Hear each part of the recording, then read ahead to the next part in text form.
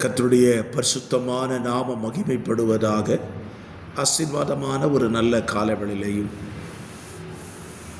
பாளையங்கோட்டை இந்திய தேவ சபையிலிருந்து காலை மன்னாவை உங்களுக்கு வழங்குவதில் மிகுந்த சந்தோஷம். கிருபையாய் கர்த்தர் கூட்டி கொடுத்திருக்கிற நாளுக்காக கர்த்தரை துதிப்போம். இந்த நாள் செப்டம்பர் மாதம் 16ஆம் தேதி செவ்வாய்க்கிழமை காலவேளை. இந்த புதிய நாளை தேவன் நமக்கு தந்திருக்கிறார். பகலுக்கு 12 மணி நேரம் உண்டல்லவா? கர்த்தருக்கு பிரியமாக வாழ இந்த 12 மணி நேரத்தை நாம் அர்ப்பணிப்போம்.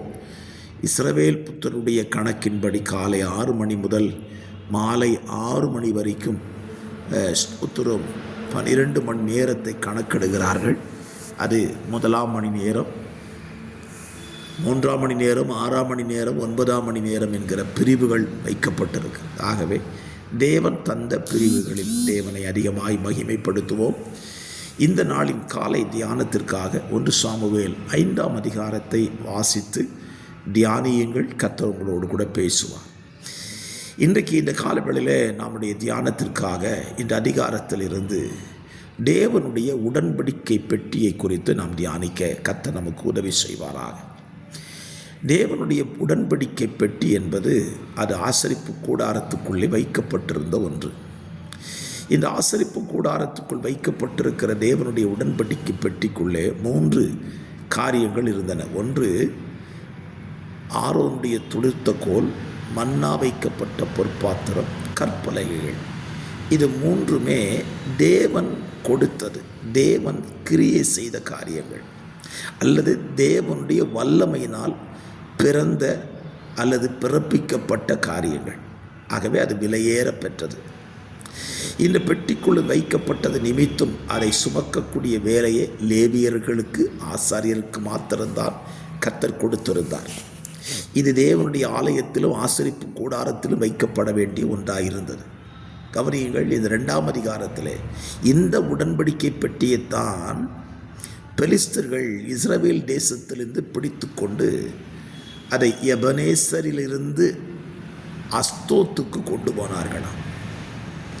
எபனேசர் என்றாலே இம்மட்டும் உதவினவர் என்று சொல்லி சாமுவேல் அந்த இடத்திற்கு எபனேசர் என்று பெயர் வைத்தான்.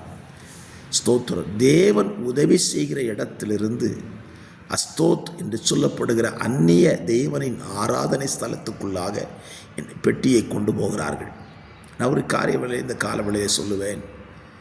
தேவனுடைய பிரசன்னத்தை, தேவன் தங்கியிருக்கிறதான தேவனுடைய வாசஸ்தலத்தின் பிரசன்னத்தை அந்நிய தெய்வங்களுக்கு முன்னால் கொண்டு போய் நம்ம படைக்கக்கூடாது. இன்றைக்கு ஜனங்களுக்கு இதை குறித்த தெளிவு இல்லை. கவனியுங்கள், தேவ பிரசன்னத்தை சுமக்கிற மனிதன், தேவ பிரசன்னத்தை அனுபவிக்கிற தேவ பிள்ளைகள் இன்றைக்கு அந்நிய தெய்வங்களுக்கு மத்தியிலையும் போய் நின்று கொண்டு அந்நிய தெய்வங்கள் செய்கிறது போல, அவைகளுக்கு படைக்கிறது போல இன்றைக்கு படைத்து கொண்டிருக்கிறார்கள். பிரச்சனை யாருக்கு தெரியுமா? எபனேசரிலிருந்து அஸ்தோத்துக்கு கொண்டு போன உடன்படிக்கை பெட்டி பெலிஸ்த தேசத்தில் இருந்த விக்கிரகமாகிய தாகோனை தகர்த்தெறிந்தது. அதோடு நிற்கவில்லை, அதை கொண்டு வந்த ஜனங்களை கர்த்தர் தம்முடைய மகா வாதையினாலே வாதிக்க தொடங்கினார். இன்றைக்கு அநேகருக்கு தேவ பிரசன்னத்தை தவறாக கையாளுகிறதுனால வரக்கூடிய தண்டனைகளை, சிக்ஷைகளை புரிந்து கொள்ள முடியவில்லை. ஏன் இது நடக்கிறது? ஏன் இது சம்பவிக்கிறது? நான் ஒன்று சொல்லுவேன். தேவன் நம்மேல் வைத்திருக்கிற அந்த அபிஷேகம் என்பது தேவ சமூகத்திலே, தேவ பிரசன்னத்திலே அது காக்கப்பட வேண்டிய ஒன்று. அந்த அபிஷேகத்தை சுமக்கிற நாம் தவறான வழிகளில் நம்முடைய பாதைகளை நாம் செலுத்தினால் அந்த பிரசன்னமே நமக்கு தண்டனையாக மாறிவிடும். இதை புரிந்து கொள்ளுங்கள்.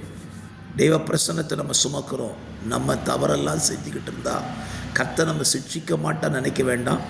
அவர் பிரசன்னத்தை தவறாய் கையாளுகிறவர்களை சிட்சிக்க அவர் ஒரு நாளும் தவறிப்போவதில்லை.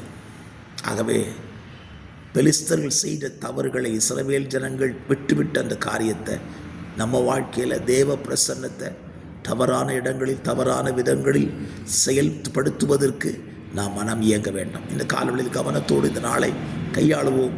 கர்த்தர் நமக்கு அப்படிப்பட்ட கிருபைகளை தந்து நம்மை நடத்துவாராக. God bless you.